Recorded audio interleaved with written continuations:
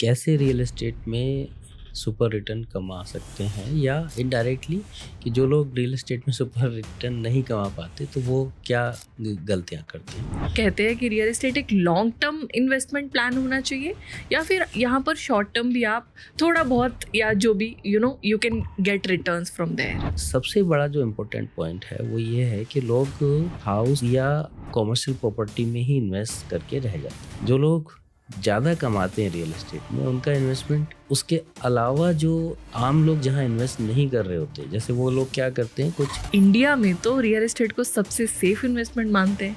यहाँ भी लॉसेस होते हैं लोगों को। रियल एस्टेट में लॉस कब होता है कि जब आप क्या सजेस्ट करते हैं, agriculture land is it good to invest in? और बहुत सारे बिल्डर ऐसे हैं या बहुत सारे लोग ऐसे हैं जो कि लुभावने वायदे आपसे कर रहे हैं यील्ड के, तो ये भी तो आपको देखना चाहिए कि वो प्रॉपर्टी में वास्तव में उतना यील्ड देने की क्षमता भी है या नहीं है। ऐसे कौन से ऑप्शंस है रियल एस्टेट में इन्वेस्टमेंट के जहां अभी तक इन्वेस्टर पहुंचा ही नहीं है? अब ये सब लोग सुनना चाहते हैं कि कम समय में ज़्यादा पैसा कैसे कमाएं। ये रियल एस्टेट में कैसे हो सकता है। हेलो एवरीवन, नमस्कार। मेरा नाम तुषारिका शर्मा है और आज के पॉडकास्ट के एक और एपिसोड में मैं आप सबका तहे दिल से स्वागत करती हूँ। दोस्तों, किसी एपिसोड में हम किसी कोच से मिलते हैं, कभी किसी डॉक्टर से मिलते हैं। आज हम एक सोशल एंटरप्रेन्योर से मिलेंगे। आपने एंटरप्रेन्योर सुना होगा, बिजनेसमैन सुना होगा, फाउंडर डायरेक्टर सुना होगा, मगर आज मैं जिस शख्सियत से आपको मिलवाने जा रही हूँ, उनके हर एक वेंचर के पीछे एक सोशल कॉज छुपा है। जी हाँ, हम बात कर रहे हैं मिस्टर कमलकांत जैन जी की, जो फॉर्मर मेंबर हैं रेरा अपीलेट ट्रिब्यूनल के, मैनेजिंग डायरेक्टर हैं अनेकांत वेंचर्स ग्रुप के और फाउंडर हैं सोशियो रिच के। तो आज आप इन्वेस्टमेंट के बारे में जानेंगे, रियल एस्टेट के बारे में जानेंगे, करेंसी के बारे में जानेंगे, पैसे के बारे में जानेंगे। जी हाँ, हम सिर्फ ये सोचते हैं कि money is a source of survival. जी नहीं, ये इन्वेस्टमेंट भी हो सकता है, ये हैप्पीनेस से जुड़ा भी हो सकता है और ये हमारी जिम्मेदारियों से भी जुड़ा है। सो बहुत ज़्यादा देर ना करते हुए कमलकांत सर, बहुत बहुत स्वागत है आपका हमारे इस पॉडकास्ट में। धन्यवाद। सबसे पहला सवाल मेरा इस सोशल एंटरप्रेन्योर से। आपने, जब मैंने आपसे पूछा मैं आपको कैसे इंट्रोड्यूस करूँ, तो आपने कहा मैं एक सोशल एंटरप्रेन्योर हूँ, या मुझे आप एक सोशल एंटरप्रेन्योर कह सकते हैं। इसके पीछे क्या आइडिया है आपका? कि इसके पीछे आइडिया ये है कि मेरा ये मानना है कि जितने भी वेंचर आप स्टार्ट करते हैं ना, वो समाज को कुछ ना कुछ कंट्रीब्यूट करने की, हर बिजनेस के पीछे समाज को कुछ ना कुछ कंट्रीब्यूट करने की फिलॉसफी होनी चाहिए। क्योंकि पैसा भी जब हम कमाते हैं तो वो हैप्पीनेस के लिए कमाते हैं, और हैप्पीनेस तभी आएगी जब कलेक्टिव हैप्पीनेस होगी। तो समाज में कुछ ना कुछ अगर कंट्रीब्यूट हम कर सकें और उसके थ्रू पैसा अर्न करें, तो वो ज़्यादा बेहतर है कि सिर्फ अपने व्यक्तिगत नीड सेटिस्फाई करने के लिए पैसा अर्न करें। वंडरफुल। तो आप आज के एंटरप्रेन्योर्स को एक नई लर्निंग दे रहे हैं, क्योंकि ज़्यादातर लोग valuation, funding, investment, IPO, exit, इसी के बारे में सोचते हैं। आप एक नया पहलू दिखा रहे हैं उन लोगों को कि आपकी एक सोशल रिस्पॉन्सिबिलिटी भी है अगर आप एक एंटरप्रेन्योर हैं तो। हाँ, ये नया नहीं है, ये तो बहुत पुराना पहलू है। मैं तो उसको बस रिपीट कर रहा हूँ। ये तो एंशिएंट इंडिया के टाइम से ही है। वंडरफुल। कमलकांत सर, अनेकांत वेंचर आपका ब्रांड है which is basically into real estate. तो मुझे पता है आप रेरा के साथ जुड़े रहे हैं। और क्या कारण थे, आपने रियल एस्टेट को ही क्यों चुना? बहुत सारे बिजनेसेस और थे जो हम कर सकते थे। कोई एक specific reason that you chose real estate? एक सोशल एंटरप्रेन्योर रियल एस्टेट जो बिल्कुल हाईली कैपिटल इन्वॉल्व इंडस्ट्री है, उसमें कैसे आ गए? देखिए, मैं पहले चार्टर्ड अकाउंटेंट था और मैंने काफ़ी टाइम प्रैक्टिस करी। जी। तो प्रैक्टिस करते करते कुछ थोड़ा बहुत इन्वेस्टमेंट पर्सनल लेवल पे किया रियल एस्टेट में। फिर ये हुआ कि जो हमारे जानने वाले कुछ क्लाइंट्स थे या कुछ फ्रेंड्स थे, उन्होंने भी मेरी सलाह पे या मेरे साथ इन्वेस्टमेंट करना शुरू कर दिया। जी। तो अब वहाँ पे रिटर्न बड़ी अच्छी थी। अच्छा। रियल एस्टेट में जिस टाइम हम लोगों ने एंटर किया। हाँ। तो शायद ये भी कारण रहा हो कि वहाँ से हमें अट्रैक्शन मिला। और बाकी दूसरा मेन कारण जो मुझे लगता है वो ये था कि मैं एक कई बार ना बहुत सोचता था मास्टर प्लानिंग को लेके, रियल एस्टेट को लेके। तो मुझे लगता था कि जो अर्बन प्लानिंग है उसमें काफ़ी इम्प्रूवमेंट की ज़रूरत है। और रियल एस्टेट में सोशल एंटरप्रेन्योर की ज़रूरत ज़्यादा है कंपेरेटिवली दूसरे जगहों के मुकाबले। और हम लोगों ने जो सबसे पहला भी प्रोजेक्ट किया वो एक गवर्नमेंट कंपनी है NBCC, उनके साथ अफोर्डेबल हाउसिंग में जॉइंट वेंचर किया। तो जहाँ पे उस समय लोग अफोर्डेबल हाउसिंग को भी बहुत अच्छे से नहीं समझते थे, उस टाइम पे हमने कोशिश की कि बहुत सस्ते फ्लैट्स लोगों को अवेलेबल कराए जाए। Very nice.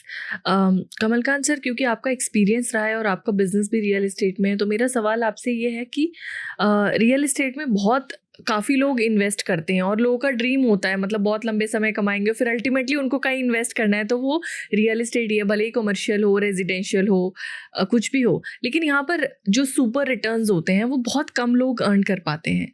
आप अपने एक्सपीरियंस से क्या बताना चाहेंगे, क्या मिस्टेक्स वो लोग करते हैं जो रिटर्न्स नहीं जिनको मिलते, और क्या सही चीज़ वो करते हैं those who get high returns? हाँ, ये बहुत अच्छा क्वेश्चन है आपका कि कैसे रियल एस्टेट में सुपर रिटर्न कमा सकते हैं, या इनडायरेक्टली कि जो लोग रियल एस्टेट में सुपर रिटर्न नहीं कमा पाते तो वो क्या गलतियां करते हैं। कि जहाँ पे रियल एस्टेट में पैसा इन्वेस्ट करने की बात आती है तो आम आदमी सबसे पहले सेफ्टी देखता है कि वो पैसा उसका सेफ है, और या वो अपनी जो नीड है उनको देखता है। तो एक तो ये तो बहुत आम बात है कि हाउस जो है यहाँ पे इमोशनल वैल्यू रखता है इंडिया में, और उसको इन्वेस्टमेंट की नज़र से नहीं देखा जाता। तो पहला घर तो जब आप खरीदते हैं तो वो तो आप एक उसकी इमोशनल वैल्यू होती है, बट उसके बाद जब आप फर्दर इन्वेस्टमेंट कर रहे होते हैं तो फिर आपको, क्योंकि सबसे आसान लगता है कि किसी भी घर में इन्वेस्ट कर दो, तो आप नॉर्मली घर या कोई किसी मॉल में, कॉमर्शियल प्लेस में इन्वेस्ट कर देते हैं। तो ये एक बहुत नॉर्मल सी बात है एक आम आदमी के लिए, उससे ज़्यादा एक्सेस भी नहीं होती इन्फॉर्मेशन की, और वो इतना बड़ा इन्वेस्टमेंट करते समय ना एनालाइज नहीं करते।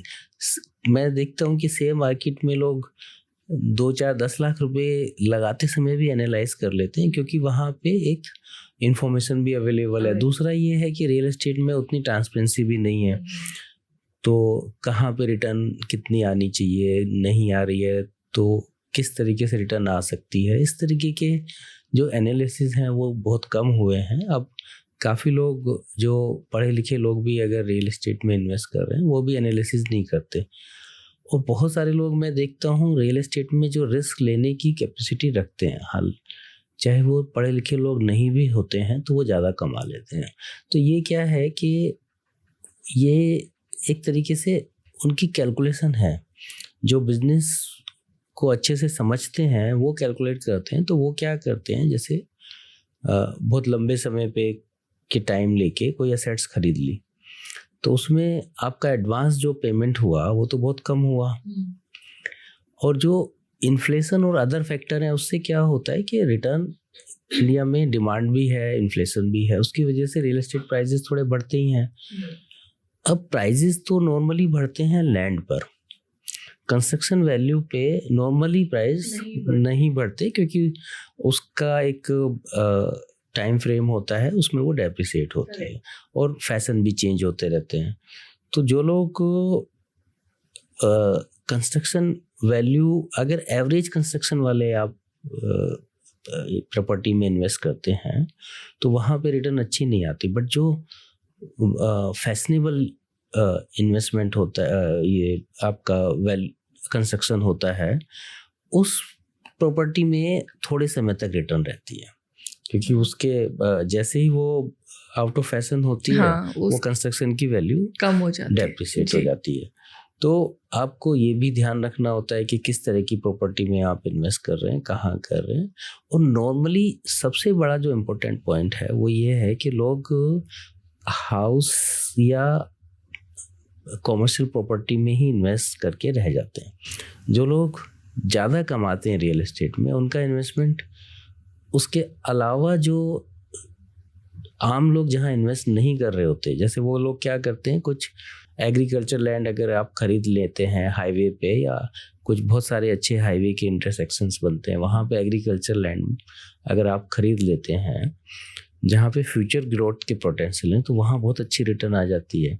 जो नई सिटी बस रही होती हैं, जैसे जब नोएडा बस रहा था, गुड़गांव बस रहा था, तो बहुत सारे लोगों ने उस पर बिलीव नहीं किया, उन्होंने दिल्ली में ही इन्वेस्ट करना बेहतर समझा। अभी दिल्ली में जो एप्रिसिएशन आया वो उस रेट पे नहीं आ पाया, क्योंकि जो नई सिटी है वो, जैसे मैंने बताया ना, कंस्ट्रक्शन उसमें फैशनेबल कंस्ट्रक्शन होगा, अच्छा कंस्ट्रक्शन होगा, तो उसकी वैल्यू बढ़ती है, और कुछ समय तो बढ़ती है। जो जितनी ज़्यादा प्लान्ड सिटी होगी उतना अच्छा उसकी वैल्यू बढ़ेगी। तो उस तरह की प्रॉपर्टियों में तो प्रॉपर्टीज़ का सिलेक्शन और टाइम का सिलेक्शन, रियल एस्टेट का साइकिल भी है कि किस टाइम पे आपको इन्वेस्ट करना है, ये भी बहुत इंपॉर्टेंट है, क्योंकि साइकिल हर इंडस्ट्री का होता है। रियल एस्टेट इंडस्ट्री में भी जब तेज़ी का माहौल होता है लोग इन्वेस्ट कर लेते हैं, और जिस समय वहाँ से विड्रॉ करने का समय आ रहा होता है, हालांकि बिल्कुल सही प्रेडिक्ट करना बहुत मुश्किल है, बट फिर भी थोड़ा बहुत एनालिसिस होना चाहिए। और जितनी इन्फॉर्मेशन अभी रेरा आने के बाद तो बहुत इन्फॉर्मेशन अवेलेबल हो गई है, तो अगर एनालाइज करके करेंगे तो उनको अच्छी रिटर्न्स मिलेंगे। पर ना अब जैसे ये स्टॉक मार्केट और बहुत सारी चीज़ें होने लगी है, तो नाउ पीपल आर थिंकिंग कि रियल एस्टेट में भी शॉर्ट टर्म अपॉर्चुनिटीज़ हैं कि अभी इन्वेस्ट किया और अभी हम वहाँ से कुछ रिटर्न्स कमा लें। तो आप एज एन एक्सपर्ट क्या कहते हैं कि रियल एस्टेट एक लॉन्ग टर्म इन्वेस्टमेंट प्लान होना चाहिए, या फिर यहाँ पर शॉर्ट टर्म भी आप थोड़ा बहुत, या जो भी you can get returns from there? इसमें मेरा ये मानना है कि अगर आप रियल एस्टेट को बिजनेस की तरह से करते हैं, हाँ जी, बिजनेस से मतलब आप ट्रेडिंग कर रहे हैं उसमें जी, तो आप शॉर्ट टर्म कर सकते हैं, करेक्ट, बट उसको फुल टाइम बिजनेस बनाना पड़ेगा। मतलब आपको डेवलपर बनो या रियल्टर बनो। हाँ, नहीं, डेवलपर रियल्टर ना भी बनो, अगर आप उसको एज इन्वेस्टमेंट भी देख रहे हैं तो भी आप उसको फुल टाइम बिजनेस की तरीके से देख रहे हैं, तो आप शॉर्ट टर्म अपॉर्चुनिटीज में पैसा कमा सकते हैं। बट जो नॉर्मली जो एक आप उसको एज साइड एक्टिविटी कर रहे हैं ना, एक इन्वेस्टमेंट, आपका मेन बिजनेस ऑक्यूपेशन कुछ और है या आप सर्विस में है, और आप उसको रियल एस्टेट में इन्वेस्टमेंट को एक साइड इन्वेस्टमेंट ले रहे हैं, उस समय फिर वो शॉर्ट टर्म में चक्कर में ना पड़े, क्योंकि अदरवाइज वो दे विल लूज मनी। उसको वो लॉन्ग टर्म इन्वेस्टमेंट के एंगल से ही समझ के और एनालिसिस करके करें। हाँ, ये ज़रूर है कि जो लोग फुल टाइम बिजनेस में आ गए एक बार, तो वो कई बार शॉर्ट टर्म में पैसा कमा लेते हैं, हैजिंग कर लेते हैं, क्योंकि वो उनके पास इंफॉर्मेशन होती है, उसका वो बेनिफिट उठा के शॉर्ट टर्म में कई बार कमा सकते। ओके, अभी आपने बताया कि अगर आप उसको एज अ साइड इन्वेस्टमेंट देख रहे हैं तो आपको लॉन्ग टर्म में जाना चाहिए, अदरवाइज आपको लॉस हो जाएगा। सर, इंडिया में तो रियल एस्टेट को सबसे सेफ इन्वेस्टमेंट मानते हैं, यहाँ भी लॉसेस होते हैं लोगों को? हाँ, अगर कोई शॉर्ट टर्म में कमाने के चक्कर में रहेगा तो लॉस हो सकते हैं ना। जैसे थोड़ा किसी प्रॉपर्टी के लिए शॉर्ट टर्म में क्या होता है कि आपने कहीं क्या शॉर्ट टर्म में जैसे हैज होता है ना, हैजिंग हुआ कि आपने किसी प्रॉपर्टी के अगेंस्ट कुछ एडवांस दे दिया, ये एक्सपेक्ट करते हुए कि हाँ ये अभी जितने मेरा पेमेंट टाइम है इसी बीच में मैं इसको अच्छे प्राइस पे बेच दूंगा, तो ये शॉर्ट टर्म में यही अर्निंग होती है, इस नेचर की ही अर्निंग होती है ज़्यादातर। आपने इन्वेस्टमेंट किया किसी शॉर्ट टर्म में ये एक्सपेक्ट करते हुए कि इतने पर्टिकुलर टाइम में इसका रेट बढ़ जाएगा, तो वो नहीं बढ़ा, तो उसके बाद आपको पेमेंट करनी पड़ गई, और लेकिन वो ऐसा फिर पेमेंट होता है करने के बाद आपको होल्ड करनी पड़ गई प्रॉपर्टी। आपको अगर हो सकता है आपकी अपॉर्चुनिटी कॉस्ट हो, आपके पास पैसा रखा हो, या आपको लोन पे लेना पड़ जाए, तो लोन पे लेना पड़ जाएगा तो लॉस हो जाएगा। ऐसा होता है, जैसे मान लीजिए कोई बिल्डर ने कोई प्रॉपर्टी निकाली, तो जनरली तो हमने ये देखा है एप्रिसिएशन ही होता है उसमें। हाँ, एप्रिसिएशन होता है, बट कितने समय में होता है, या स्टेबल भी हो जाते हैं ना प्राइस। कई बार रियल एस्टेट में लॉस कब होता है कि जब आपका या तो टाइटल डिफेक्टिव आ जाए या प्राइस स्टेबल हो जाते हैं। तो आपकी जब स्टेबल होने की सिचुएशन में जो आपकी अल्टरनेट कॉस्ट होती है इन्वेस्टमेंट की, वो आपका लॉस है, नोशनल लॉस है कि प्राइस स्टेबल हो गए जी। उतने समय में अगर हम कहीं और इन्वेस्ट करते या आपने लोन लेके इन्वेस्ट किया तो बैंक को अगर आप इंटरेस्ट दे रहे हैं या किसी अपने पर्सनल मित्र को इंटरेस्ट दे रहे हैं तो वो लॉस हो जाता है। ओके। एक और यहाँ पर सवाल है जो ज़्यादातर जनरल ऑडियंस जो आपको सुन रही होगी एज एन एक्सपर्ट, उनका ही ये सवाल है। भारत में या विदेश में भी दो ही कारणों से लोग इन्वेस्टमेंट करते हैं, या तो रेंटल यील्ड के लिए या फिर कैपिटल अप्रिसिएशन के लिए। आप जब इन्वेस्ट करते हैं या किसी को सुझाव देते हैं तो दोनों में से किस चीज़ का वेटेज आपके लिए ज़्यादा है और क्या देखकर व्यक्ति को इन्वेस्ट करना चाहिए? ये अगेन व्यक्ति के परसेप्शन पे डिपेंड करता है ना, उनकी नीड पे डिपेंड करता है जो रियल एस्टेट में इन्वेस्ट कर रहे हैं कि उनकी नीड क्या है। नीड अगर उनकी एक फिक्स इनकम की है और एक सेफ इन्वेस्टमेंट की है तो वो यील्ड देखना चाहेंगे। कुछ लोगों का होता है कि मुझे कम समय में ज़्यादा पैसा कमाना है। अब ये सब लोग सुनना चाहते हैं कि कम समय में ज़्यादा पैसा कैसे कमाएं। तो ये रियल एस्टेट में कैसे हो सकता है जी। है ना। तो रियल एस्टेट में क्या होता है कि काफ़ी लोग जो रियल एस्टेट के बिजनेस में रेगुलर हैं वो उनको ये इन्फॉर्मेशन होती है कि कहाँ पर एक गट फीलिंग होती है या तो कुछ लोगों को, और कुछ लोगों के एनालिसिस बेस्ड इन्फॉर्मेशन भी होती है कि कहाँ पर किस लोकेलिटी में या किस पर्टिकुलर बिल्डर का या किसी पर्टिकुलर प्रॉपर्टी का प्राइस बढ़ने वाला है। वो वहाँ पर कुछ पैसा अपना एडवांस पैसा दे देते हैं जिससे कि और एक टाइम फ्रेम में प्रॉपर्टी खरीदने का वायदा कर लेते हैं। तो उस बीच में वो फिर दूसरे किसी इन्वेस्टर को ढूंढ लेते हैं और उनको प्रॉपर्टी बेच देते हैं। तो नॉर्मली जो हाई रिटर्न लेने वाले लोग हैं वो इसी तरीके के लोग हैं। बट ये जो इन्फॉर्मेशन होती है ना, ये बहुत कुछ लोगों तक लिमिटेड होती है और एक्सपीरियंस से ही आती है। ये इसका कोई फिक्स फार्मूला नहीं है कि तो मैं तो देखता हूँ बहुत सारे जो अनपढ़ लोग हैं वो बहुत ज़्यादा पढ़े लिखे नहीं होते, वो भी अपनी गट फीलिंग पे कई बार ज़्यादा पैसा कमा लेते हैं। और बहुत सारे जो एनालिसिस करके बैठे होते हैं वो रिस्क लेने की उनकी क्षमता नहीं होती। एनालिसिस वैसे हमेशा कर लेना चाहिए, उसके बाद आपकी कमाई उस पर डिपेंड करती है कि आप रिस्क लेने की क्षमता कितनी है आपके पास। बट बिना एनालिसिस के अगर आप कर रहे हो तो फिर वो तो कंप्लीट रिस्क है। वो तो फिर आप फिर अपने आप को किस्मत के सहारे छोड़ रहे हो। बिल्कुल। एक आइडियल पोर्टफोलियो जब हम देखते हैं रियल एस्टेट इन्वेस्टमेंट का, तो आपको क्या लगता है कि जो यील्ड है और अप्रिसिएशन है उसका बैलेंस कितना होना चाहिए?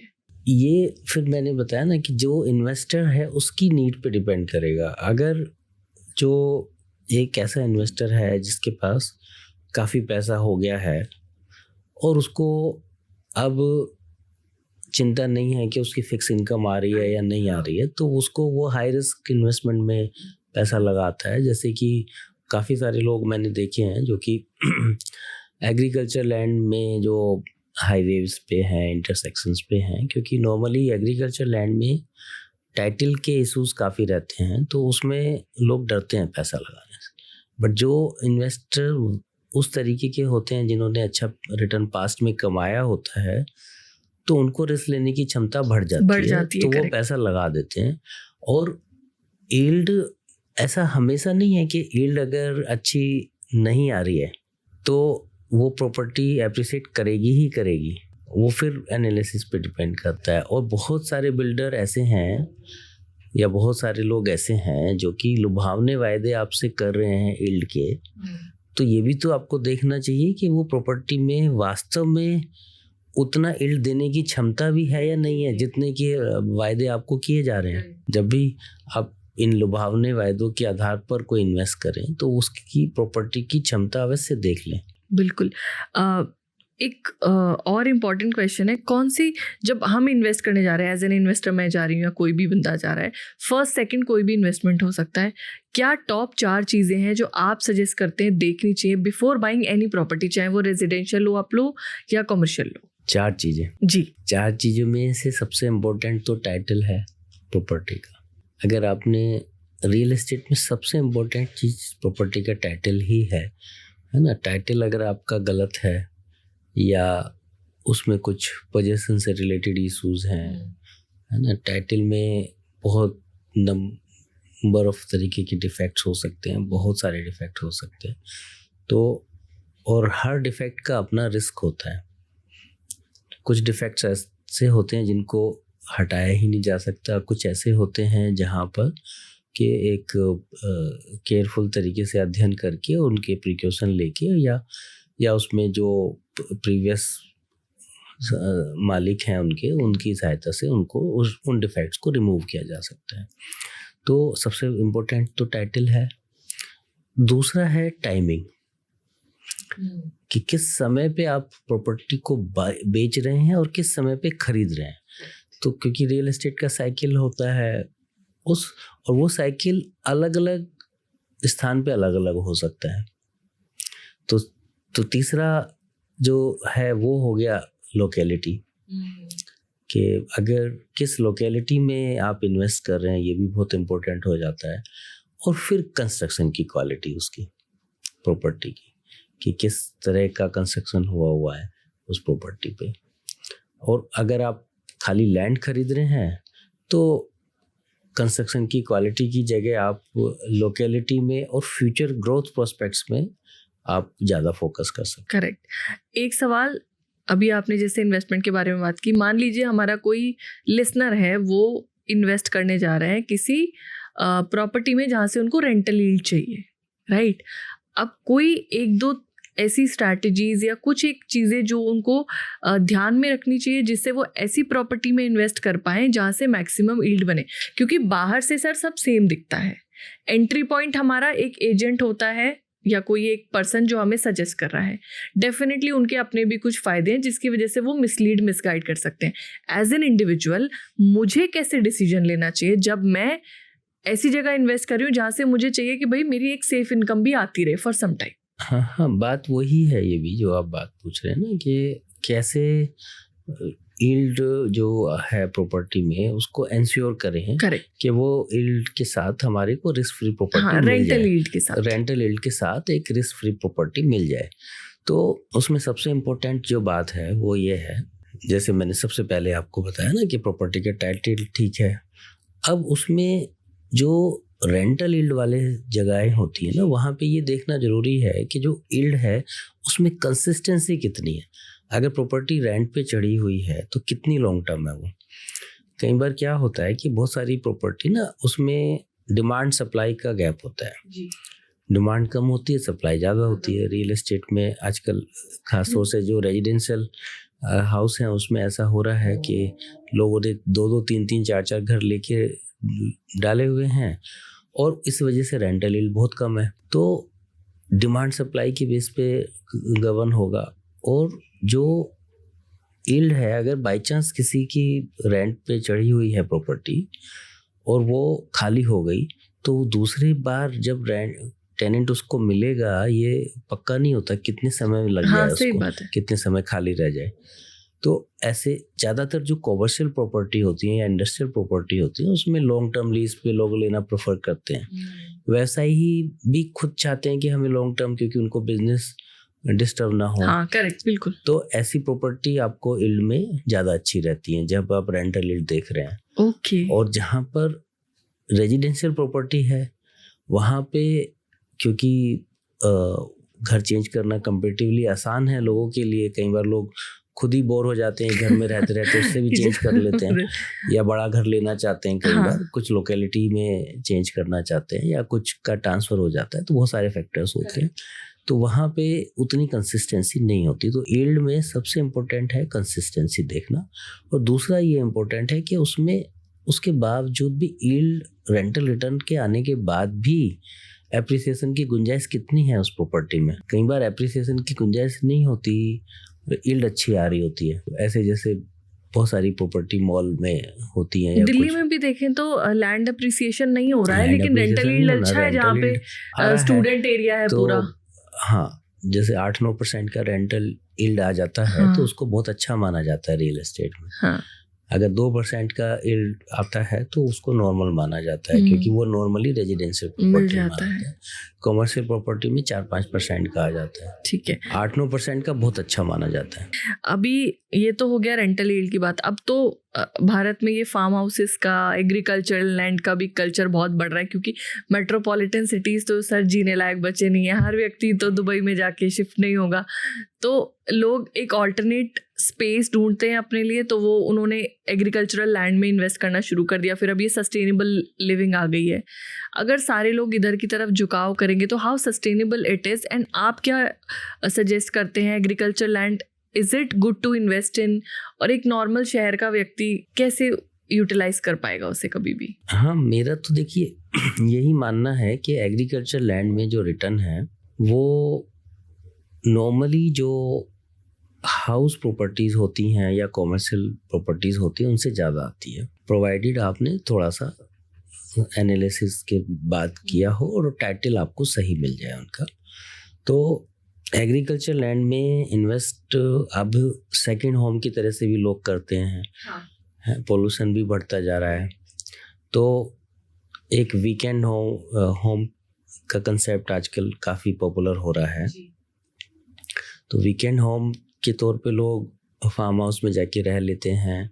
तो उस तरह के से जो आसपास में जो अच्छे हाईवेज़ हैं जहाँ पे फैसिलिटीज़ अच्छी हैं, जाने आने की सुविधाएं हैं, चाहे वो पब्लिक ट्रांसपोर्ट से हो, और जो लोग नॉर्मली फार्म हाउस अफोर्ड करते हैं उनके पास अपने व्हीकल तो होते ही हैं। तो अगर आने जाने का कम समय लग रहा है तो फार्म हाउस का कंसेप्ट आजकल काफ़ी पॉपुलर हो रहा है, उस पे एप्रिसिएशन भी आ रहा है उस तरह की प्रॉपर्टीज़ में। क्योंकि एग्रीकल्चर लैंड जब है ना तो वो उसके जो फ्यूचर यूज़ हैं वो काफ़ी हद तक हो सकते हैं। उसको चाहे आप हाउसिंग में यूज़ कर लो, चाहे कॉमर्शियल में यूज़ कर लो, चाहे इंडस्ट्री में कर लो, वेयर हाउसिंग में कर लो, हाईवे फैसिलिटीज़ में कर लो, बहुत मल्टीपल यूज़ उसके हो सकते हैं। मैं भी आपसे यही सवाल अगला पूछने वाली थी कि अगर हाईवे फेसिंग या फिर एग्रीकल्चर लैंड में हमने इन्वेस्ट किया है तो उसको किस किस तरह से मल्टीपल तरीके से यूटिलाइज कर सकते हैं। आपने ऑलरेडी आंसर दे दिया, ये एक्सपीरियंस होता है sir, this is what experience is, कि मैं कोई सवाल आपसे पूछने वाली थी और आपने उस चीज़ का जवाब दे दिया। जब हम एक लंबे समय किसी इंडस्ट्री में रहते हैं, आसमात ही मेरे मुंह से निकल गया, मैंने ऐसे कुछ प्लान नहीं किया था, बट हाँ जब किसी बात को समझा रहे हैं तो समझाने में बहुत सारी बातें निकल ही जाती हैं। बिल्कुल। एक और क्वेश्चन है, जैसे हम अभी आपने बताया एग्रीकल्चर लैंड और हाईवे फेसिंग इन्वेस्टमेंट के बारे में, तो अगर इस तरह के इन्वेस्टमेंट हम करते हैं तो इनमें सबसे बड़े रिस्क क्या होते हैं? लिक्विडिटी रिलेटेड रिस्क ज़्यादा होते हैं या फिर एग्जीक्यूशन से जुड़े हुए रिस्क यहाँ पर ज़्यादा हमें देखने को मिलते हैं? लिक्विडिटी का रिस्क तो देखो रियल एस्टेट में, पूरे रियल एस्टेट इंडस्ट्री में है।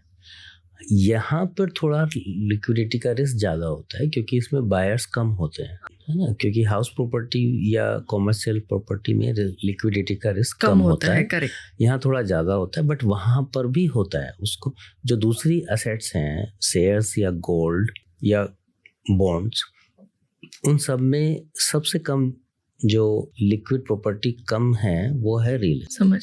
उसमें अब ऑफ कोर्स जो एग्रीकल्चर लैंड में जो रिस्क है वो है सबसे बड़ा कि उसका टाइटल वेरिफिकेशन का, उसमें पोजीशन लेने का, थोड़े बहुत वो भी रिस्क होते हैं एग्रीकल्चर लैंड में। तो वो अगर आपने अपनी एक्सपर्टाइज के थ्रू किसी एक्सपर्ट की एडवाइस लेके वो रिस्क दूर कर लिए तो उसमें रिटर्न नॉर्मली ज़्यादा आ जाता है। करेक्ट। अभी आपने थोड़ी देर पहले बताया था अबाउट इन्वेस्टिंग इन आउटस्कर्ट्स। अब हम देख रहे हैं जैसे अब नोएडा था, दिल्ली था, तो फिर नोएडा से नोएडा एक्सटेंशन, और भी छोटे सिटीज़ में जैसे लखनऊ में मैं देख रही हूँ तो आउटस्कर्ट्स में और हाईवेज पे डेवलपमेंट बहुत अच्छा हो रहा है, सभी जगह हो रहा है। हाँ, और लोग काफ़ी ज़्यादा इन्वेस्ट कर रहे हैं। आपको लगता है कि लेकिन अभी भी बहुत लोगों में हिचक रहती है, कितने समय में मिलेगा, अप्रिसिएशन किस तरह का आएगा, तो आप क्या सजेस्ट करते हैं आउटस्कर्ट्स में नॉर्मल लोगों को जो 50 लाख के अंडर या 70 लाख के अंदर, क्योंकि वहीं मिल पाता है सर, वो मेन सिटी में हमें नहीं मिलेगा, राइट। अब उन्होंने फैसिलिटीज़ वगैरह भी देनी शुरू कर दी हैं, तो अगले 5-6 साल का प्रोजेक्शन अगर हम लेकर चलते हैं तो I think outskirts are good to invest. देखो ये बहुत जनरल स्टेटमेंट है, मगर मैं ये कहूँगा आउटस्कर्ट में ना इन्वेस्ट करते समय ना कुछ बातों का ध्यान रखना पड़ता है जी। तो वो सबसे इम्पोर्टेंट है उसमें मास्टर प्लान का, उस क्षेत्र की मास्टर प्लानिंग आपको देखनी चाहिए। क्योंकि आउटस्कर्ट में आप खेत का टुकड़ा अगर ले रहे हैं तो उस पे तो आप अपना फार्म हाउस तो बना सकते हैं, बट आप उसमें क्या कुछ और उसके दूसरे यूज़ कर सकते हैं या नहीं कर सकते। जैसे अभी थोड़ी देर पहले हमने बहुत सारे यूज़ डिस्कस किए कि इंडस्ट्रियल यूज़ भी हो सकता है उसका, वेयर हाउसिंग में भी हो सकता है, कॉमर्शियल भी हो सकता है। तो वो सारे यूज़ कब हो पाएंगे, जब आपको पहले देखना पड़ेगा कि मास्टर प्लान में उस लैंड की क्या स्थिति है। वो मास्टर प्लान में इंस्टीट्यूशनल यूज़ में है, रेजिडेंशियल में है, हाईवे फैसिलिटी में है, इंडस्ट्रियल में है, कॉमर्शियल में है। तो मास्टर प्लान के अकॉर्डिंगली ही जो अथॉरिटीज़ हैं वो पास करेंगी उनका नक्शा। तो वो इम्पोर्टेंट हो जाता है। और दूसरा एक और इम्पोर्टेंट फैक्टर जैसे हम पहले ही डिस्कस कर चुके हैं कि वो टाइटल का है। तो मिक्स लैंड यूज़ भी आजकल काफ़ी पॉपुलर हो रहा है, बट ये सारे यूज़ तभी हो पाएंगे जब उसका आप स्थिति जाने उसको। बहुत सारे जो लोग हैं वो सबर्ब्स में ये सोच के एक प्रॉपर्टी खरीद लेते हैं कि यहाँ पे हम बढ़िया घर बनाएंगे। पता लगा कि वो तो मास्टर प्लान में एग्रीकल्चर लैंड है, उसमें तो कभी वो घर बन नहीं पाएगा उनका, या कोई और जो भी अल्टरनेट उनके दिमाग में है, कोई इंडस्ट्री लगाने का या कुछ का। तो वो उसको ध्यान से एग्जामिन करना चाहिए कि उसका क्या यूज़ है। करेक्ट, तभी उसका उपयोगिता आ पाएगी। करेक्ट। जब हम इसके बारे में बात कर ही रहे हैं तो मैं एक नॉर्मल पर्सन की तरह एक सवाल करूंगी। जब हम बात करते हैं ऐसे सिटीज़ की जिधर लोग पलायन कर रहे हैं, वहाँ आजकल दो तरह की प्रॉपर्टीज़ हैं। एक तो डेवलपमेंटल अथॉरिटीज़ के अंडर आती हैं, गवर्नमेंट रेगुलेटेड होती हैं, एक प्राइवेट लैंड्स वाली प्रॉपर्टीज़ होती हैं। मैं जिस भी व्यक्ति से मिलती हूँ वो ज़्यादातर प्राइवेट लैंड में इन्वेस्टमेंट कर रहे हैं क्योंकि वो सस्ता है, पॉकेट फ्रेंडली है, लेकिन वहाँ पर स्कैम्स होने के चांसेस बहुत ज़्यादा होते हैं। और आप तो you have been a part of the system, तो आपको तो बहुत अच्छे से इस चीज़ का आइडिया होगा। मैं जानना चाहूँगी कुछ 2-3 चीज़ें या गलतियाँ जिनकी वजह से यहाँ पर स्कैम ज़्यादा होते हैं लोगों के साथ जब वो इस तरह की प्राइवेट लैंड प्रॉपर्टीज़ लेते हैं, और कैसे हम उनसे बच सकते हैं। इसमें मैं अगर आपको थोड़ा सही से समझाऊं तो उसमें होता क्या है कि जो भी सबसे पहले प्लान्ड एरिया देखना चाहिए कि प्लान्ड एरिया में जो प्रॉपर्टी आप परचेज कर रहे हो है या नहीं है। अगर वो प्लान्ड एरिया में है तो फिर वो जो भी कॉम्पिटेंट अथॉरिटी है उस क्षेत्र की, उससे उसको परमिशन लेनी चाहिए। उसमें ये भी चेक करना पड़ेगा कि नोटिफाइड है या नहीं है, कल को एक्वायर होगी या नहीं होगी। और अगर तो प्लान्ड एरिया से बाहर है तो फिर तो उसमें उपयोगिता के मामले में तो कोई रेस्ट्रिक्शन नहीं होती उसका क्या उपयोग कर रहे हैं, बट उसका अपना प्रोसीजर होता है कि आपको एग्रीकल्चर लैंड ली, फिर उसको आप नॉन एग्रीकल्चर में कन्वर्ट कराओगे, उसमें कितनी चौड़ी एक्सेस रोड है, वो सारे फैक्टर्स आपको देखने होते हैं उपयोगिता के पॉइंट ऑफ व्यू से। अगर आप रेजिडेंशियल बना रहे हैं तो अलग चौड़ी रोड चाहिए, अगर आप कॉमर्शियल बना रहे हैं तो अलग चाहिए, वेयर हाउस बना रहे हैं तो अलग चाहिए। तो इतने सारे फैक्टर्स होते हैं। अब अगर हम अनऑथराइज एरिया में कोई भी लैंड खरीद रहे हैं तो सबसे इम्पोर्टेंट ये है कि ये सारे फैक्ट्स हम गैदर करें, और जो लोगों का वेस्टेड इंटरेस्ट होता है वो आपको ये फैक्ट नहीं बताएंगे भी नहीं, जानने भी नहीं देंगे सर। ठीक है, तो प्राइवेट कॉलोनीज जो हैं अनऑथराइज कॉलोनीज डेवलप हो जाती हैं इस चक्कर में। हाँ। और अनऑथराइज कॉलोनी में चाहे वो रेजिडेंशियल पर्पस के लिए हो रही है, चाहे वो इंडस्ट्रियल पर्पस के लिए हो रही है, तो वो इंफ्रास्ट्रक्चर और फैसिलिटीज तो होती नहीं है। करेक्ट। तो लॉन्ग टर्म में वो बहुत ज़्यादा बेनिफिट तो आपको नहीं देती हैं। हाँ। बट हाँ, उसमें शॉर्ट टर्म में कई बार लोग पैसा कमा लेते हैं। हाँ। और बहुत सारे लोग जो सिस्टम को अच्छे से समझते हैं वो पैसा कमा के निकल जाते हैं और उनको फंसा देते हैं जो इनोसेंट लोग होते हैं। इसमें पैसा ओवरऑल नहीं बनता, मगर जो लोग सिस्टम्स में पैसा बना के निकल जाते हैं प्रलोभन देके, वो लोग पैसा कमा जाते हैं। एक और क्वेश्चन है, जब हमने एक बार और भी बात की, इमोशनली ड्रिवन पर्सपेक्टिव से लोग ज़्यादा प्रॉपर्टी लेते हैं, बट रियल एस्टेट वेल्थ का एक बहुत बड़ा हिस्सा है। आप सिर्फ लिक्विड मनी को वेल्थ नहीं मान सकते कि मेरे पास इतना कैश है, यहाँ इन्वेस्ट किया वहाँ।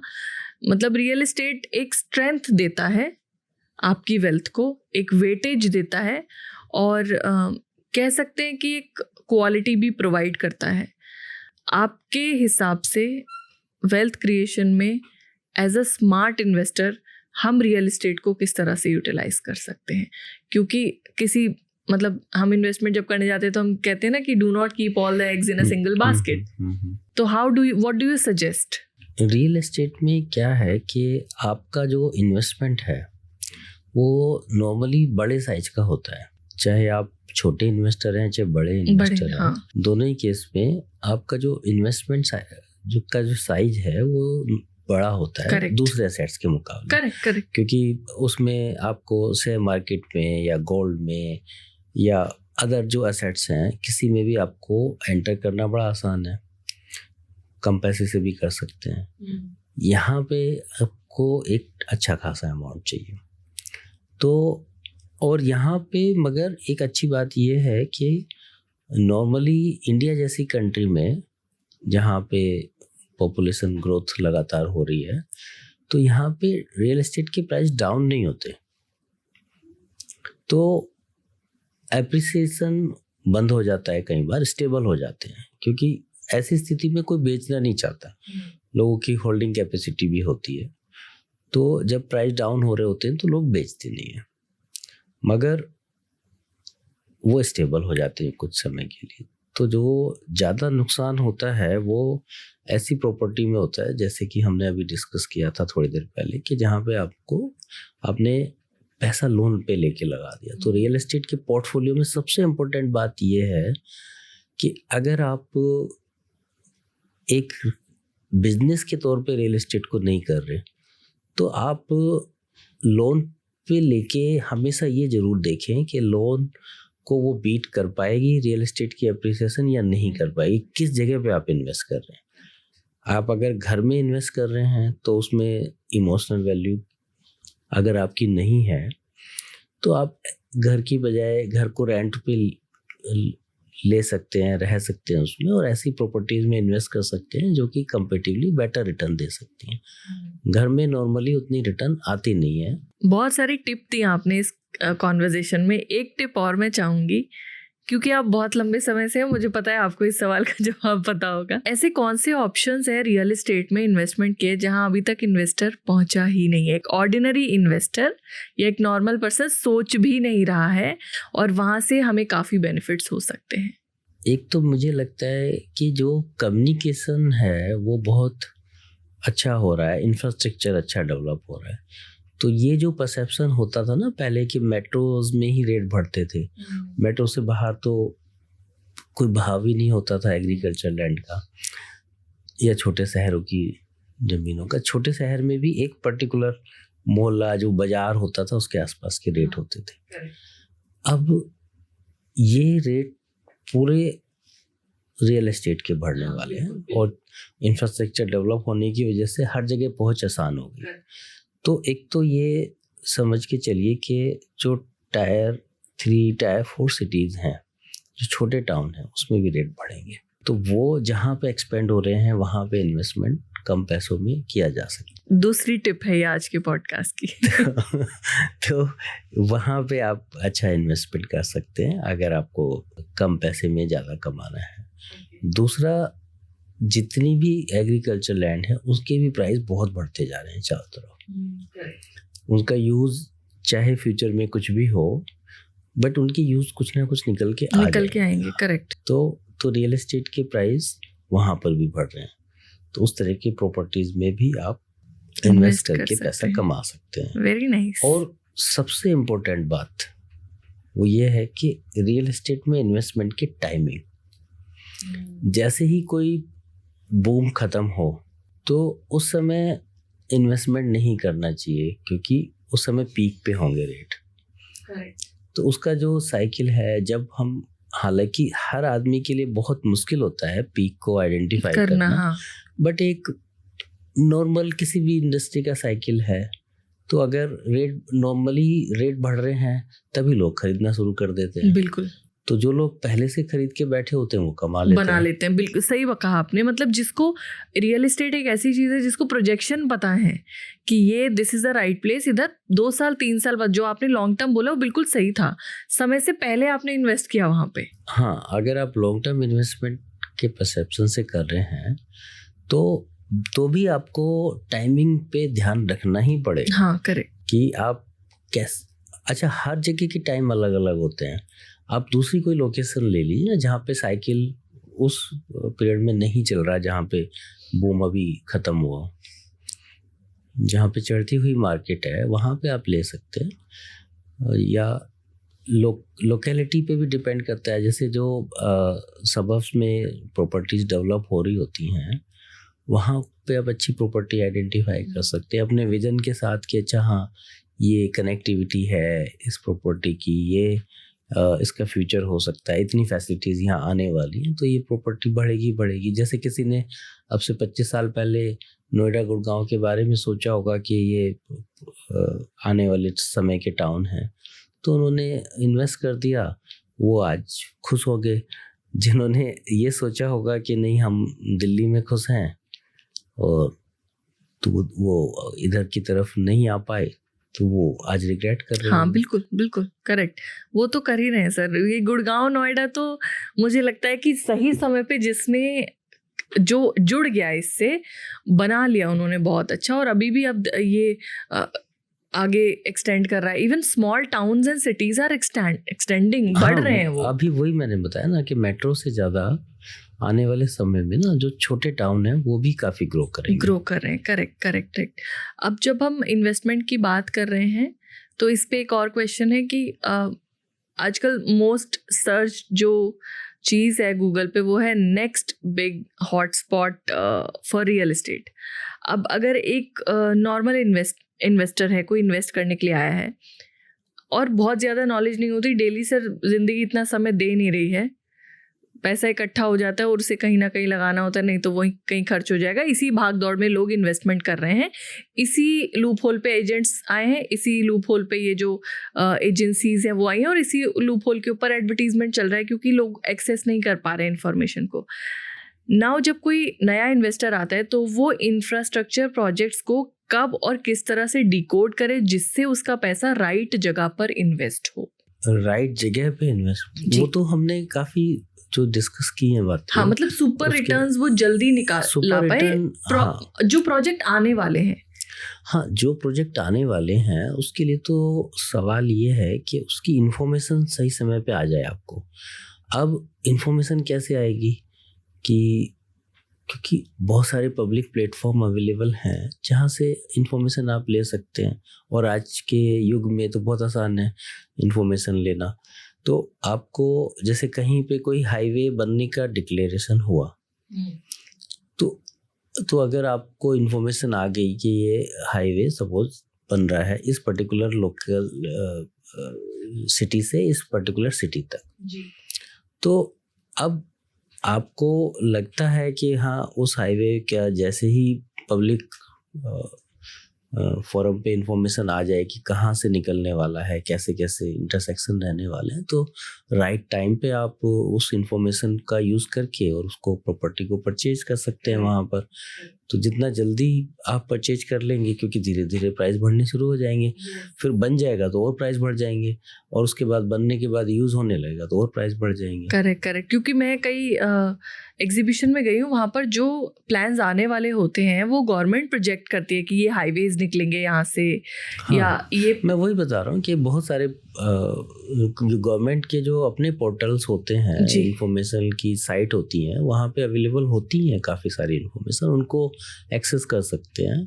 और जो भी इंफ्रास्ट्रक्चर से रिलेटेड, रोड हो गया, हाईवे के अलावा आपका पोर्ट हो गए, एयरपोर्ट्स हो गए, जो भी जहाँ पे डेवलपमेंट हो रहा है, कहीं पे कोई बहुत बड़ी गवर्नमेंट सिटी प्लान करती है, इंडस्ट्रियल टाउन प्लान करती है, तो जहाँ पे भी जो डेवलपमेंट होने वाला है उसके आसपास में सबर्ब्स में डेवलपमेंट होता ही है। और जो रियल एस्टेट में लोग पैसा कमाते हैं, जो भी उस इंफॉर्मेशन को राइट टाइम पे एक्सेस करके वहाँ पे इन्वेस्ट करते हैं, वो पैसा कमा लेते ये हैं। मैंने सुपर रिटर्न तो ऐसे ही आती है। यस, ये मैंने एक्सपीरियंस भी किया है।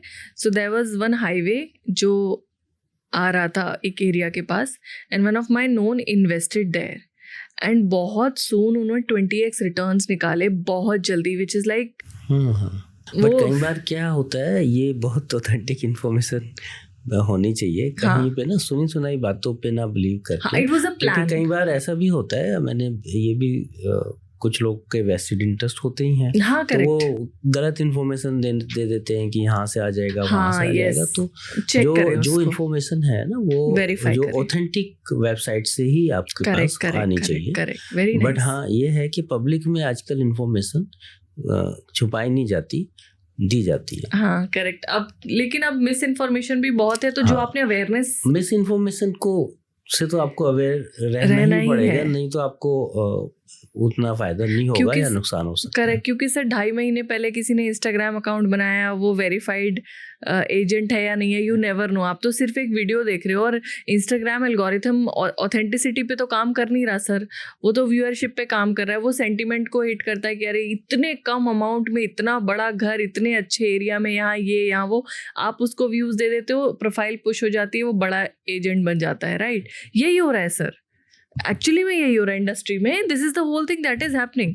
और फिर वो वेरीफाइड हो जाता है बंदा कि अब इसके इतने फॉलोअर्स हैं, तो अब इनके थ्रू हम ले सकते हैं, and then that's not all people are doing it, पर काफ़ी लोग जिनको एक्सपीरियंस नहीं है उस फील्ड का, क्योंकि रियल एस्टेट एक रिसर्च एंड डेवलपमेंट और एनालिसिस का फील्ड है। अनफॉर्चुनेटली ना, इस फील्ड में अभी तक रिसर्च हुई नहीं है। अब ये समय आया है, और जो AIF के थ्रू जो इन्वेस्टमेंट है ना, जो रीट के थ्रू इन्वेस्टमेंट है, वो अब बढ़ेंगे आने वाले समय में, और जो अनऑर्गेनाइज सेक्टर है वो थोड़ा कम होगा। तो उसके बाद फिर आप एनालिसिस की इम्पोर्टेंस इस सेक्टर में भी बढ़ जाएगी, जैसे कि स्टॉक मार्केट। करेक्ट, हाँ, वो तो पूरा ऑर्गेनाइज सेक्टर हो गया है। हाँ, वो पूरी तरह से ऑर्गेनाइज हो गया। वहाँ पे जो भी लोग इन्वेस्ट करते हैं वो पूरा एनालिसिस, यस, और वो इन्फॉर्मेशन को बहुत इंपॉर्टेंस देते हैं, जबकि वहाँ पर कम अमाउंट इन्वॉल्व है, यहाँ पर बहुत बड़ा पूरी जिंदगी की पूंजी लगा देता है व्यक्ति। की पूंजी लगाते हैं, उसके बाद भी वो एजेंट्स की बात पे या बिल्डर की बात पे उसको बिना वेरीफाई करे विश्वास कर लेते हैं। तो वेरीफाई करने की जब सोर्सेज अवेलेबल हैं, तो वेरीफाई क्यों ना किया जाए। बिल्कुल बिल्कुल, 100%। रेरा का पर्पस भी यही है। करेक्ट, बहुत अच्छे टिप आपने दिए, 2-3 तो मुझे ही मिल गए कि सबअर्ब्स में इन्वेस्ट करना है, प्रोजेक्शंस को देखना है, रिसर्च डेवलपमेंट करना है, कौन, मतलब बहुत, इट वाज वेरी इंफॉर्मेटिव। जब कोई एक्सपीरियंस लोग हमारे साथ बैठे होते हैं ना, तो ये चीज़ें हमें मिलती हैं। Now this is the experience that we get. हमारा तो ये पॉडकास्ट का ऑब्जेक्टिव यही है कि ज़्यादा से ज़्यादा, मेरा ये एक सपना है कि वो मेरी लाइफ टाइम में हो पाएगा या नहीं मुझे नहीं पता, बट रियल एस्टेट में भी एक उतनी ही ट्रांसपेरेंसी आ जाए जैसे कि दूसरे असेट्स में है। क्योंकि उसके बाद रियल एस्टेट को, आज की डेट में रियल एस्टेट इतना महंगा हो गया, आप ये भी समझने की कोशिश कीजिए। आम आदमी तो अफोर्ड नहीं कर सकता, सपना रह गया सर। वो उसका जो मेन कारण है ना, वो ट्रांसपेरेंसी है। इस सेक्टर में अगर ट्रांसपेरेंसी आएगी तो अफोर्डेबिलिटी अपने आप आएगी। बट अजय की लोगों के लिए ड्रीम नहीं रहेगा, रोटी कपड़ा और मकान, लोग बोलते हैं मकान तक पहुंच ही नहीं पाता व्यक्ति। मकान तो बस ले लिया तो उसके बाद सारी एसेट्स खत्म। तो ऐसी स्थिति नहीं रहनी चाहिए, जबकि इतना एम्पल सप्लाई है। करेक्ट, तो फिर सबको क्यों नहीं घर मिलने चाहिए। करेक्ट, फिर सबको दुकानें क्यों नहीं मिलनी चाहिए। बिल्कुल बिल्कुल मिलनी चाहिए। अभी जितने भी व्यूअर्स हैं ना, वो आपको as a real estate expert समझ रहे हैं। मैं आप लोगों को बताना चाहती हूँ, सर का एक और विजन है which is about social currency. मैं चाहूँगी थोड़ा सा इंट्रोडक्शन आप उसके बारे में लोगों को ज़रूर दें, बिकॉज कहीं ना कहीं वो भी हमारी वेल्थ से जुड़ा है, इन्वेस्टमेंट से जुड़ा है, जिसके बारे में हमने ये पूरा पॉडकास्ट किया है। हाँ, देखिए, जहाँ तक सोशल करेंसी की बात है, वो अभी तक वेल्थ या इन्वेस्टमेंट से तो नहीं जुड़ा है। वो अल्टरनेट है वेल्थ या इन्वेस्टमेंट का, क्योंकि वहाँ पे हम उन एक्टिविटीज़ की बात कर रहे हैं सोशल करेंसी में। जो कंसेप्ट हमने डेवलप किया है, उसका एक पोर्टल भी है सोशोरिच के नाम से। वहाँ पे जो नॉन इकोनॉमिक एक्टिविटी हैं उनको मेजर करने की अभी कोई यूनिट नहीं थी सोसाइटी में, उस यूनिट को क्रिएट करने की कोशिश की है सोशल करेंसी के फॉर्म में, कि जो no out of love and affection activities हो रही हैं या सोसाइटी के भले के लिए हो रही हैं, गुड डीड्स हो रही हैं, पूरे कम्युनिटी के भले के लिए हो रही हैं, पूरे देश के भले के लिए हो रही हैं, पूरे पृथ्वी के भले के लिए हो रही हैं, ग्लोबल गुड हो रहा है, तो उस सब को क्यों ना इम्पोर्टेंस दी जाए, उनको रिकॉग्नाइज किया जाए। उनको रिकॉग्नाइज करने के लिए उनका मेजरमेंट होना चाहिए, तो मेजर करने के लिए वो एक यूनिट हमने डेवलप करी है, और इसको लकीली यूएस में मुझे उसका पेटेंट भी मिल गया है। तो अब हम कोशिश करेंगे उस कॉन्सेप्ट को बढ़ाया जाए, और नॉन इकोनॉमिक एक्टिविटीज़ की भी इम्पोर्टेंस अपनी है, उनको समाज में उनकी जगह मिले। करेक्ट। यानी अगर हम, अब तक ये था कि कुछ अच्छा करना चाहिए, कुछ अच्छा कितना अच्छा करना चाहिए, वो भी you will have a measurement for that. अच्छा तो कर ही रहे हैं, बट जो लोग ज़्यादा समय अच्छा करने में दे रहे हैं उनको रिकॉग्नाइज करने के लिए एक मनी के पैरेलल एक दूसरी करेंसी, जिसको हम सोशल करेंसी कह रहे हैं, वो भी आ जाए, क्योंकि मनी भी एक स्टेज पे आके ना आपका सोशल करेंसी का ही रोल, जब आपकी बेसिक नीड सेटिस्फाई हो जाती हैं तो मनी का रोल भी समाज में प्रतिष्ठा दिलाने का रह जाता है। बिल्कुल। और समाज में प्रतिष्ठा दिलाने के लिए अगर ये सोशल करेंसी हो जाएगी, मनी अगर प्रतिष्ठा दिलाने के लिए मनी में आप दूसरे लोगों का एक्सप्लॉयटेशन भी करते हो जब रुपया पैसा अर्न करते हो। करेक्ट। बट जब सामाजिक करेंसी आप अर्न करेंगे तो दूसरों में खुशहाली फैलाएंगे, उनका एक्सप्लॉयटेशन नहीं करेंगे। सो वो एक हैप्पी इंडिया जो हम देखना चाहते हैं वो हमें दिखेगा। हैप्पी इंडिया नहीं, हैप्पी ग्लोब देखना चाहते हैं, वो आपका विजन तो और भी बड़ा है सर। आपने बुक भी लिखी है एक, राइट, इक्वानिमिटी एंड इकोनॉमिक्स। तो मैंने ये जो बुक लिखी है, इसके पीछे जो मकसद है वो है अध्यात्म को अर्थशास्त्र से जोड़ने का। ये किताब पीछे हमारे आप व्यूअर्स देख सकते हैं, you can go and order this book. अध्यात्म को अर्थशास्त्र से जोड़ने, अर्थशास्त्र से जो भी आप इकोनॉमिक एक्टिविटी कर रहे हैं वो भी किस तरीके से आप अध्यात्म के साथ जोड़कर कर सकते हैं। उसमें आप सेल्फलेस एक्टिविटीज पैसा कमाते कमाते भी कैसे कर सकते हैं। Very nice. जो भावनाएं, जो चीजें हम पीछे छोड़कर अब हम मेजर करते हैं कितना किसका बैंक बैलेंस है, तो कितनी किसकी गुड डीड्स हैं। हाँ। ये भी कलेक्शन होना चाहिए। ये कलेक्शन तो कहीं ना कहीं हो ही रहा है जी, और उस कलेक्शन के बेसिस पे हमारा पूरा भारतीय दर्शन उसी पे आधारित है, ठीक है ना। तो वो कलेक्शन को हम उसको रियलाइज करें, उसको रिकॉग्नाइज करें, ये हमारा प्रयास, जिससे लोग और मोटिवेट हो बेहतर करने के लिए, जिससे कि उस एक्टिविटीज को जो कि सामाजिक भले के लिए हैं, ग्लोबल गुड के लिए हैं, करेक्ट, वासुदेव कुटुंबकम जी, तो उसको ध्यान में रख के जो एक्टिविटीज की जाए वो सबके भले के लिए होगी, सबके मंगल के लिए। It was wonderful talking to you sir. इतना डेप्थ में बात करना, हर एक सवाल पर इतना खूबसूरती से जवाब देना, इतनी शांति से जवाब देना। हमें पता है, मैं तो आपके ऑफिस भी गई हूँ, आपका काम और आपका विजन बहुत बड़ा है, बट जो कहते हैं कि भारीपन आपकी पर्सनैलिटी में है, शख्सियत में है, दैट इज़ ट्रूली एडमायरिंग।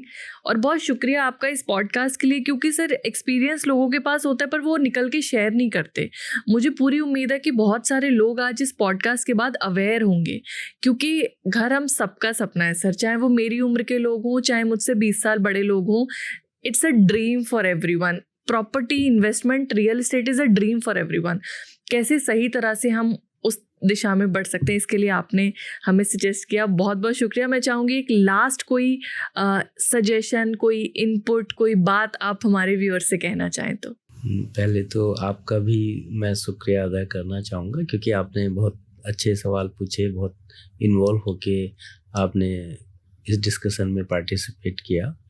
और व्यूअर्स के लिए तो मैं यही कहना चाहूँगा, जैसे मैंने बीच में आपको कहा भी, कि मेरा ये एक विज़न है कि किसी भी तरीके से रियल एस्टेट जो है वो ट्रांसपेरेंट हो, अफोर्डेबल हो और वहाँ पे उसके बहाने प्रोस्पेरिटी डेवलप हो। तो अगर मैं रियल एस्टेट की बात करूँ तो रियल एस्टेट को लेके मेरा यही विज़न है, और जो इसमें अच्छे लोग हैं वो आए। और कुछ थोड़े दिन पहले ये इंडस्ट्री काफ़ी बदनाम हो गई थी, अब तो खैर रेरा के आने के बाद बेहतर हो रही हैं सिचुएशंस, और ट्रांसपेरेंसी बढ़ रही है और आने वाले समय में और बढ़े। सर की बताई हुई बातों को मैं चाहूँगी इस पॉडकास्ट को आप कम से कम 2 से 3 बार सुने और हर उस व्यक्ति के साथ शेयर ज़रूर करें जो रियल एस्टेट में या तो इन्वेस्ट करते हैं या करने जा रहे हैं या करना चाहते हैं। बार बार क्यों सुने, मैंने ऐसा इसलिए कहा क्योंकि जब आप इसे बार बार सुनेंगे तब आपको डेप्थ ऑफ कॉन्वर्सेशन समझ आएगा। क्योंकि मैं यहाँ सर के सामने बैठी थी तो मैं वो समझ पा रही थी कहाँ इन्वेस्ट करना है, कितना इन्वेस्ट करना है, कब इन्वेस्ट करना है और साथ ही साथ क्यों, कारण क्या है। सर ने बार बार वेटेज इस बात पर दिया कि बायर का नीड और इंटेंशन क्या है, राइट। सो इन सब चीज़ों पर जब ध्यान देकर हम इन्वेस्ट करते हैं तो हमने अपने इर्द गिर्द बहुत लोग देखे हैं जिन्होंने रियल एस्टेट से न सिर्फ पैसा कमाया है मगर उस मनी को इस तरह से इन्वेस्ट किया कि उस मनी ने उनकी वेल्थ क्रिएशन में उनकी मदद की है, राइट। सो हर वो व्यक्ति जो सपना देखता है अपने घर का, जो सपना देखता है अपने लिए एक जगह का, उन सब लोगों के ड्रीम्स आई होप फुलफिल होंगे और आपके जो भी डाउट्स, जो भी आपके मन में सवाल रहे होंगे वो सारे इसके बाद इस पॉडकास्ट के बाद डेफिनेटली आपको आपके जवाब मिले होंगे। मैं चाहूँगी कि आपके अगर अभी भी कोई सवाल है, मैं डिस्क्रिप्शन बॉक्स में सर का ईमेल ऐड कर रही हूँ, आप सर से अपने सवाल पूछ सकते हैं। साथ ही साथ मैं चाहूँगी आप कमेंट में ज़रूर बताएं ये डिस्कशन आपको कैसा लगा। It's not a commercial discussion, it's a definitely social discussion जो एक सोशल एंटरप्रेन्योर को करना चाहिए। और सर जनरली कैमरा के सामने बहुत ज़्यादा नहीं आते हैं बट आज आप सब लोगों के लिए आए और अब हम बैक टू बैक सर को बुलाते रहेंगे। तो मैं चाहूँगी कि आप सब अपने सवाल कॉमेंट सेक्शन में ज़रूर ड्रॉप करें जिनसे हम अगली दफ़ा सर के साथ जब बात करें तो उन सवालों को ले पाएँ। और इसके साथ ही साथ अगर आपके अभी भी कोई क्वेश्चंस बाकी है तो सर के साथ जुड़ें ज़रूर। मैं सर की सारी डिटेल्स डिस्क्रिप्शन बॉक्स में डाल दूंगी। अगली बार किसी अगले एपिसोड में एक और अगले शख्स के साथ, एक और अगले गेस्ट के साथ मिलेंगे, आपके कुछ और सवालों को एड्रेस करेंगे और आपके सपनों को पूरे करने के लिए आपकी मदद करेंगे। बहुत बहुत धन्यवाद।